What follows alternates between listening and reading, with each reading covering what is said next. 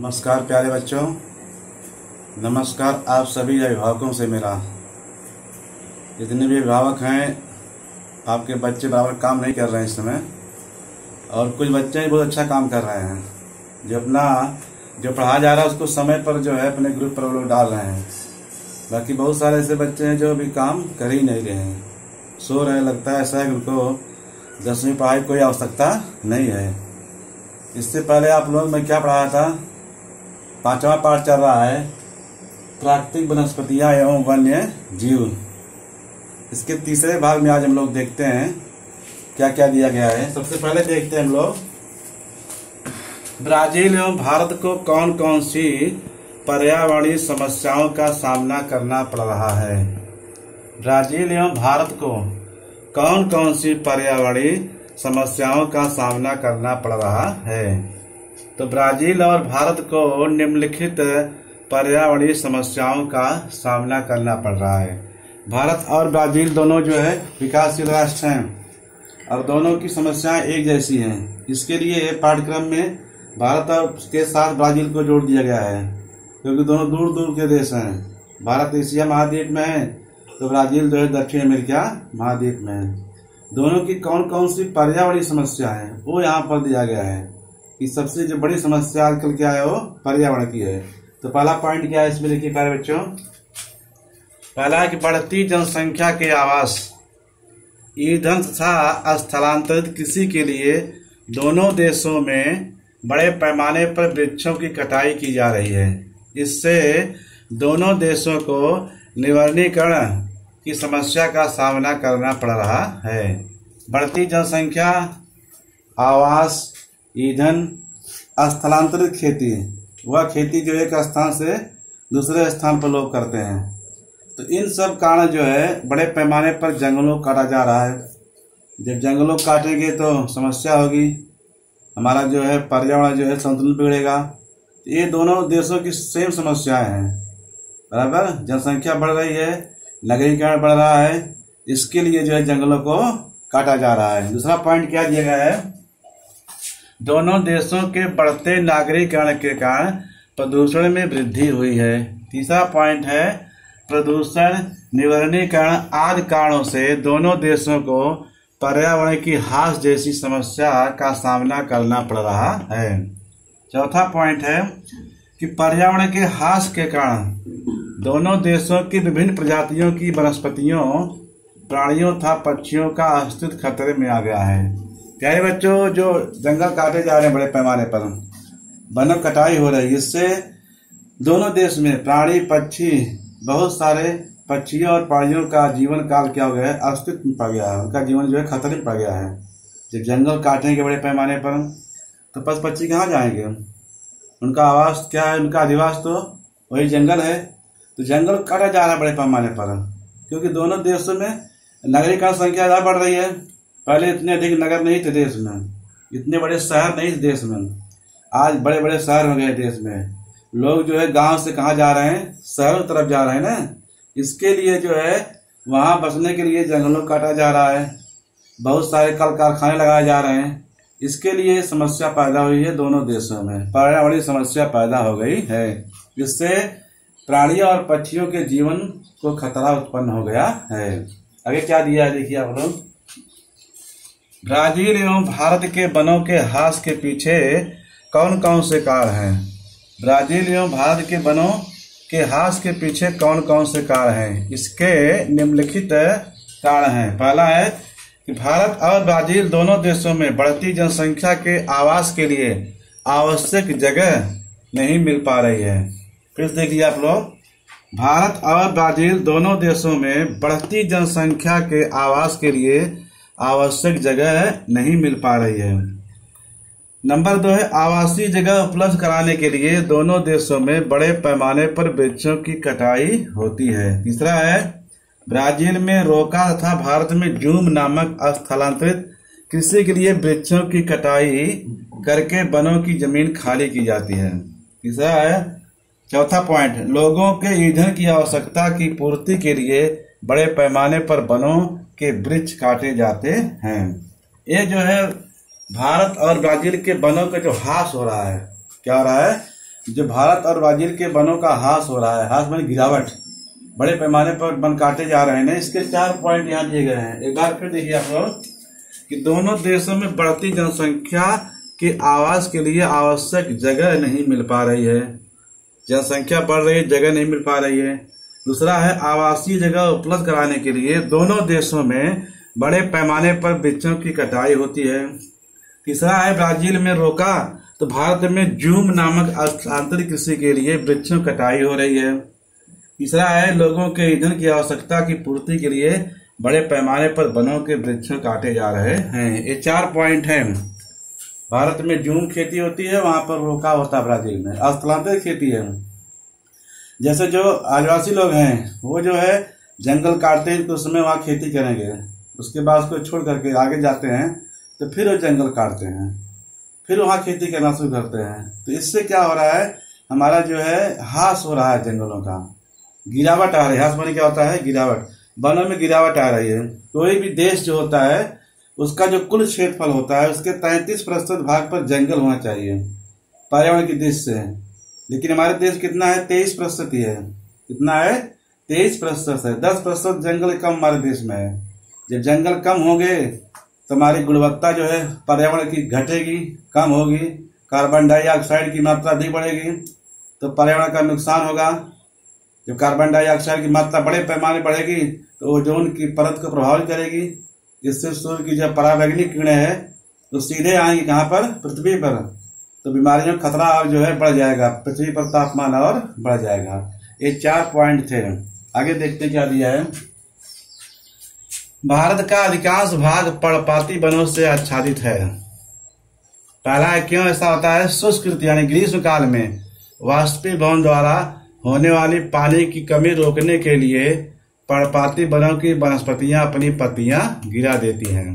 दूसरा है, पत्तियों के गिर जाने से वाष्पीभवन गति कम हो जाती है और वनस्पतियों का जीवन काल बढ़ जाता है। तीसरा है, 1000 मिलीमीटर से 2000 मिलीमीटर वर्षा वाले प्रदेश में मुख्य रूप से पर्णपाती वन पाए जाते हैं।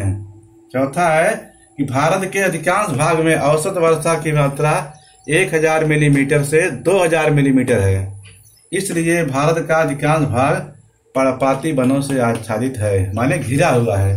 पर्णपाती वन वह वन जो है जो पत्तियां गिरा देते हैं, जैसे बरगद है, पीपल है, इनकी पत्तियां एक समय गिर जाती हैं। ऐसे वृक्ष कहाँ मिलते हैं, जहाँ 1000 से लेकर के 2000 मिलीमीटर वर्षा होती है। तो अपने देश में अधिकांशतः वर्षा 1000 से लेकर के 2000 मिलीमीटर होती है, तो उसको पर्णपाती जो है वन कहा जाता है। एक बार फिर देखिए आप लोग, यहाँ जैसे भारत में लिया है, यहाँ पर है पर्णपाती वन है। आप लोग मानचित्र को ध्यान से देखिए, ये पर्णपाती वन दिखाया जा रहा है, यानी ये जो क्षेत्र है ये पूरा जो है पर्णपाती है। देखिए आप सभी लोग, बड़े पैमाने पर अधिकांश यानी यहाँ वर्षा जो इस क्षेत्र में 1000 से लेकर के 2000 मिलीमीटर औसत वर्षा होती पूरे बने साल भर में। ये देखिए जो क्षेत्र है भारत का, जो मध्य क्षेत्र है, भारत का उत्तर भारत का क्षेत्र है, यहाँ पर बड़े पैमाने पर पर्णपाती वन पाए जाते हैं। और भारत का जो तटीय इलाका है, जो घाट है, देखिए घाट में भी पर्णपाती वन पाए जाते हैं। तो ये पर्णपाती वन है। एक बार फिर देखिए आप लोग, इसके जो है 3-4 पॉइंट दिए हैं कि शुष्क ऋतु माने ग्रीष्म काल में वाष्पीभवन द्वारा जो वाष्प फूटती है होने वाली पानी कमी रोकने के लिए पर्णपाती वनस्पतियां अपनी पत्तियां गिरा देते हैं। ये वृक्ष जो है अपनी पत्तियां विशेष गिरा देते हैं, बराबर। जब उनकी पत्तियां गिर जाती हैं तो उससे क्या होता है, दूसरा पॉइंट दिया है, पत्तियों गिर जाने से वाष्पीभवन गति कम हो जाती है और वनस्पतियों का जीवन काल बढ़ जाता है। 1000 मिलीमीटर से 2000 मिलीमीटर वर्षा वाले प्रदेश में मुख्य रूप से पर्णपाती वन पाए जाते हैं। भारत के अधिकांश भाग में औसत वर्षा की मात्रा 1000 मिलीमीटर से 2000 मिलीमीटर है, इसलिए भारत का अधिकांश भाग पर्णपाती वनों से आच्छादित है, माने घिरा हुआ है। 4 पॉइंट है। पर्णपाती माने जो अपनी पत्तियां गिरा देते हैं, जैसे पीपल है, बरगद है, सब क्या है, गिराने वाले पत्तियों के वृक्ष है, बराबर। तो ऐसे वृक्ष कहाँ मिलते हैं, जहाँ 1000 मीटर से लेकर के 2000 मिलीमीटर तक वर्षा होती है। तो भारत का अधिकांश क्षेत्र ऐसा है, जैसे आप लोग में दिखाया यहाँ पर। ये ऊपर देखिए सदाबहार के वन है, क्या है, सदाबहार वन। नीचे क्या है, पर्वतीय वन है, एक कटीले वन है, हिमालय के वन है, समुद्र तट के वन है। तो अब हम देखते हैं कि ये जो है भारत जो है उत्तर से लेकर के मध्य भारत के बीच में बड़े पैमाने पर पर्वतीय वृक्ष पाए जाते हैं। यानी यहाँ जो वर्षा होती है वो 1000 मीटर से लेकर के 2000 मिलीमीटर तक होती है। 1000 मिलीमीटर से लेकर के 2000 मिलीमीटर तक होती है। ऐसे वृक्ष हमारे देश में पाए जाते हैं। तीसरा अगला पॉइंट क्या दिया है, भारत के सदाबहार के वनों के विषय में जानकारी लिखो। सदाबहार वन, ये तो पर्वतीय वन है, इसके बाद क्या है सदाबहार। ऐसे वन, सदा माने हमेशा इसमें बहार है, वो वृक्ष जिसमें हमेशा हरियाली हो उसको सदाबहार वन कहा जाता है। तो आइए देखते हैं क्या क्या दिया है। पहला पॉइंट है भारत के उन भागों में सदाबहार वन पाए जाते हैं जहां भरपूर मात्रा में सूर्य का प्रकाश उपलब्ध होता है और औसतन 2000 मिलीमीटर से अधिक वर्षा होती है। भारत के अंडमान एवं निकोबार द्वीप समूह, पश्चिमी घाट, असम आदि प्रदेशों में सदाबहार वन पाए जाते हैं। भारत के उन भागों में सदाबहार वन पाए जाते हैं जहां भरपूर मात्रा में सूर्य का प्रकाश उपलब्ध होता है और औसतन 2000 मिलीमीटर से अधिक वर्षा होती है। तो ऐसे क्षेत्र भारत के अंडमान निकोबार द्वीप समूह, पश्चिमी घाट, असम आदि प्रदेशों में सदाबहार वन पाए जाते हैं। बराबर, ये देखते हैं हम लोग सदाबहार वन कहाँ पर है। तो प्यारे बच्चों देखते हैं सदाबहार वन क्या है। सदाबहार वन बराबर, अंडमान निकोबार द्वीप देखिए यहाँ पर सदाबहार वन है। पश्चिमी घाट है, क्या है पश्चिमी घाट में भी सदाबहार वन दिखाई दे रहा है। और आसाम का जो इलाका है ये भी पूरा जो है सदाबहार वन है। और हिमालय का निचला हिस्सा ये क्या है सदाबहारी वन है, जो पूरे साल भर यहाँ पर हरे वन रहते हैं। पश्चिमी घाट, और ये देखिए इसका संकेत है प्यारे बच्चों, जहाँ वर्षा 2000 मिलीमीटर अधिक होती है वहां पर सदाबहार वन पाए जाते हैं। अंडमान निकोबार द्वीपसमूह, पश्चिमी घाट, कौन घाट पश्चिमी घाट, ये पूर्वी घाट है। देखिए यहाँ पर सदाबहार वन नहीं मिल रहे हैं, यहाँ समुद्र तटीय वन है। क्या है समुद्र तटीय वन है। हिमालय निचला हिस्सा और असम पूर्ण रूप सदाबहार के वन यहाँ पर है। तो ये हमारे सदाबहार वन है। भारत माने वे वन जो पूरे साल भर हरे भरे हों और जहाँ 2000 मिलीमीटर से अधिक वर्षा होती हो, ऐसे क्षेत्र में सदाबहार वन पाए जाते हैं। जैसे यहाँ दिया गया है कि अंडमान निकोबार द्वीप समूह, पश्चिमी घाट, असम आदि प्रदेशों में सदाबहार वन पाए जाते हैं। दूसरा क्या दिया है, भारत के सदाबहार वनों में मुख्य रूप से महोगनी, शीशम, रबड़, चंदन आदि वृक्ष पाए जाते हैं। कौन कौन वृक्ष मिलते हैं यहाँ पर, महोगनी है, शीशम है, रबड़ है और चंदन। ये हमेशा हरे भरे रहते हैं, जब देखो तब जो है हमेशा हरे भरे पाए जाते हैं। बांस भी इसी में आता है, हरा भरा होता है हमेशा। तो ये सदाबहारी वन है। ये क्या है, जहाँ 2000 मिलीमीटर ज्यादा वर्षा होती है, मिलीमीटर, तो वहां पर ऐसे वृक्ष पाए जाते हैं। आगे क्या दिया है, तीसरा पॉइंट दिया है, भारत में सदाबहार वनों के वृक्षों की लकड़ियां मजबूत, भारी तथा टिकाऊ होती हैं। इन वृक्षों की पत्तियां चौड़ी और गहरी होती हैं। माने सदाबहार वनों के वृक्षों की लकड़ियां मजबूत, भारी तथा टिकाऊ होती हैं और इन वृक्षों की पत्तियां चौड़ी और गहरी होती हैं। सदाबहार के जो वृक्ष हैं, जो शीशम है, महोगनी है, चंदन है, रबड़ है, शीशम है बहुत मजबूत होता है, इनकी पत्तियां चौड़ी होती हैं, गहरी होती हैं और टिकाऊ होते हैं ऐसे वृक्ष।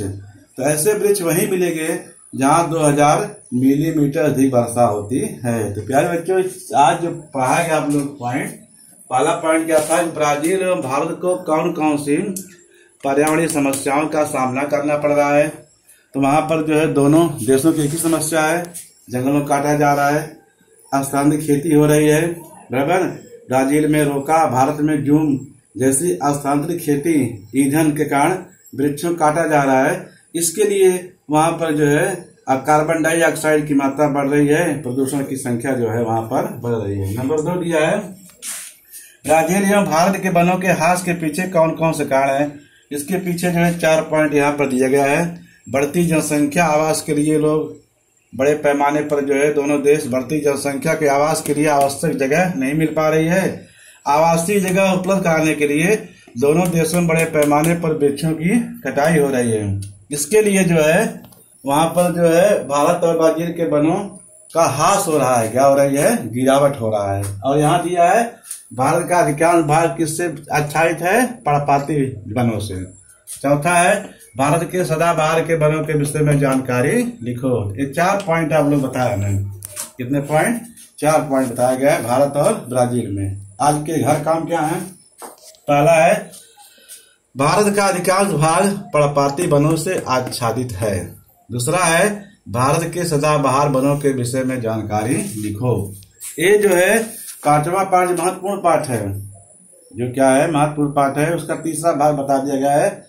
और आगे का जो भाग है फिर मैं आपसे मिलूंगा, इसको बताऊंगा। आप सभी लोग घर काम करके अपने ग्रुप पर डालिए और उसको बार बार रिवीजन करिए, पढ़िए उसको। यही आप लोगों को आगे चल के बहुत काम देगा।